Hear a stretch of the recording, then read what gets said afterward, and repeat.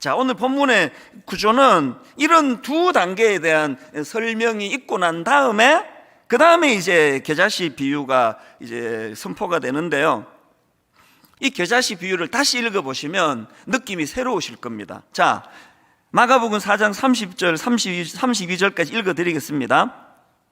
또 이르시되 우리가 하나님의 나라를 어떻게 비교하며 또 무슨 비유로 나타낼까? 겨자씨 한 알과 같으니 땅에 심길 때에는 땅 위의 모든 씨보다 작은 것이로되 심긴 후에는 자라서 모든 풀보다 커지며 큰 가지를 내나니 공중의 새들이 그 그늘에 깃들일 만큼 되느니라. 제가 오늘 이 겨자씨 비유의 말씀을 계속 읽으면서 압축해서 이 말씀에서 우리가 기억해야 될 두 가지 포인트를 함께 나누기를 원하는데요.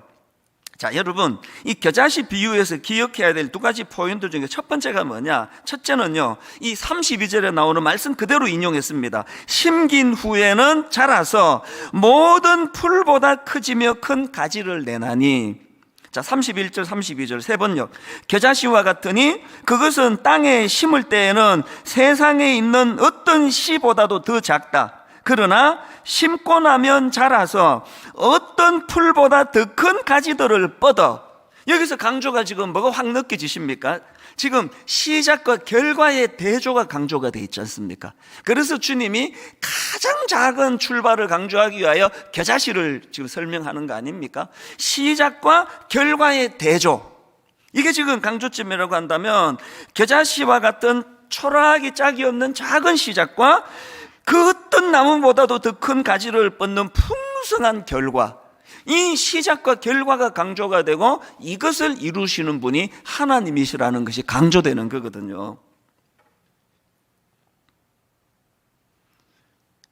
앞에서도 말씀드렸듯이 지금 이 말씀이 선포되던 그 당시에 예수님과 그 제자들은 겨자씨만도 못한 존재로 그렇게 사람들에게 인정받지 못하던 그 상황 아닙니까? 그랬던 주님과 주님이 선포하셨던 그 하나님 나라가 2000년이 지난 지금 그 당시로는 상상을 할 수 없는 어마어마한 큰 나무가 되고 가지가 되고 그늘이 되어 쉼을 누리게 해주는 결과를 가져온 거 아닙니까? 사실 주님이 주시는 이 꿈은요, 이 신구약 전체를 어우러는 위대한 하나님의 꿈인데요, 이런 맥락에서 본다면 이 꿈은 구약에 나오는 믿음의 조상 아브라함부터 시작이 된 거 아니겠습니까? 여러분, 아브라함이 받은 약속의 말씀 아시죠? 창세기 22장 17, 18절. 내가 너에게 큰 복을 주고 너의 씨가 크게 번성하여 하늘의 별과 같고 바닷가의 모래와 같게 하리니 내 씨가 그 대적의 성문을 차지하리라. 또 내 씨로 말미암아 천하 만민이 복을 받으리니 이는 내가 나의 말을 준행하였음이니라 하셨다 하니라. 지금 아브라함이 이 약속의 말씀을 받을 때는요, 무슨 바닷가의 모래는 고사하고 하늘의 별은 고사하고 자식이 한 명도 없을 때예요. 불가능하다는 상황입니다. 그래서 그 부부가 웃고 넘긴 거 아닙니까? 사례도 웃고 아브라함도 웃고 하나님의 유머가 전 놀라우시다 그렇게 넘긴 거 아닙니까? 그랬는데 여러분, 결국은 창세기 21장 5절을 보십시오. 아브라함이 그의 아들 이삭이 그에게 태어날 때에 백세라 사라가 이르되, 그 다음 보세요. 하나님이 나를 웃게 하시니 듣는 자가 다 나와 함께 웃으리로다. 맨 처음에 사라의 몸에서 아들이 태어나리라 했을 때 웃고 넘겼던 그 웃음은 비웃음이에요. 그 비웃음이 너무나 기쁘고 감사한 감격의 웃음으로 바뀌어지는 거, 겨자씨 비유 아닙니까?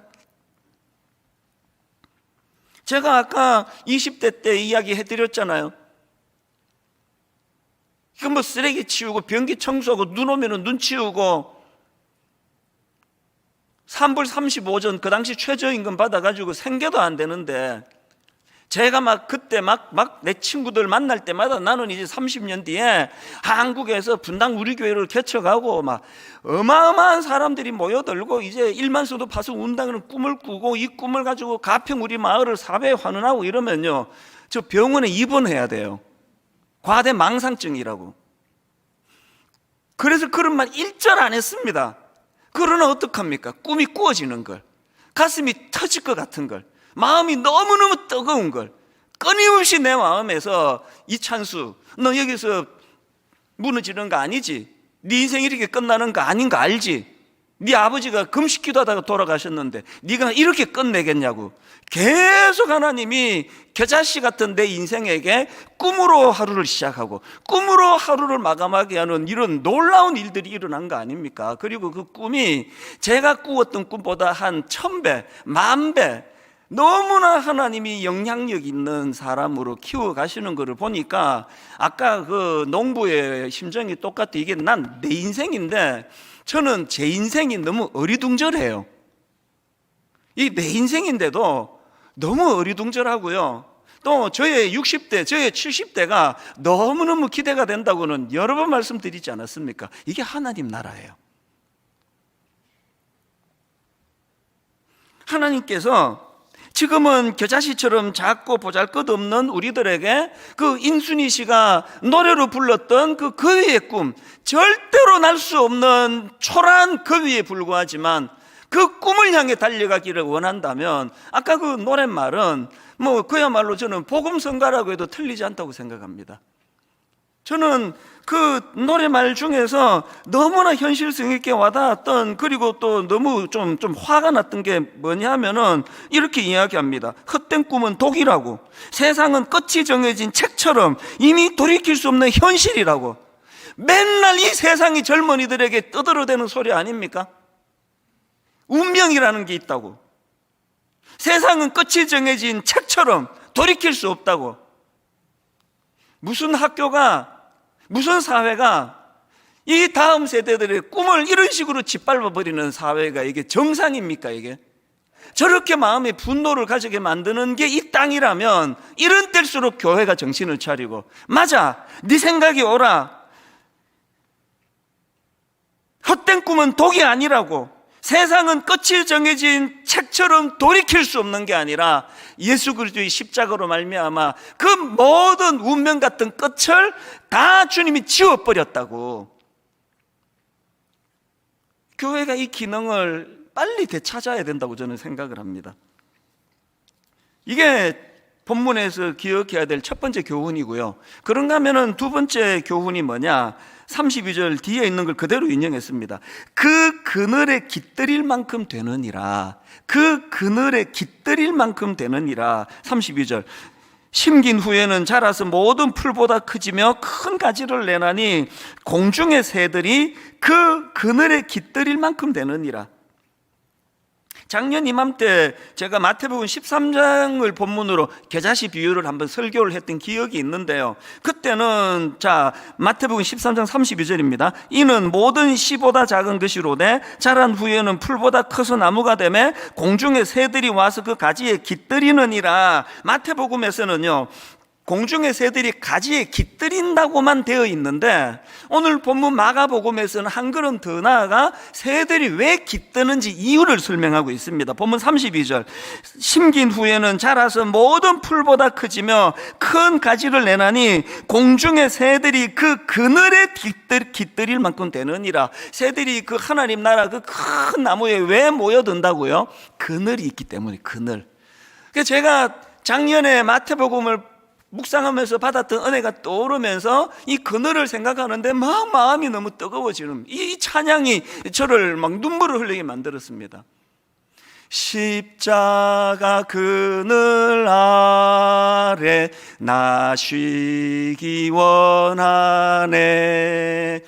저 햇볕 심이 뜨겁고 또 짐이 무거워 이 광야 같은 세상에 늘 방황할 때에 주 십자가의 그늘에 내 쉴 곳 찾았네.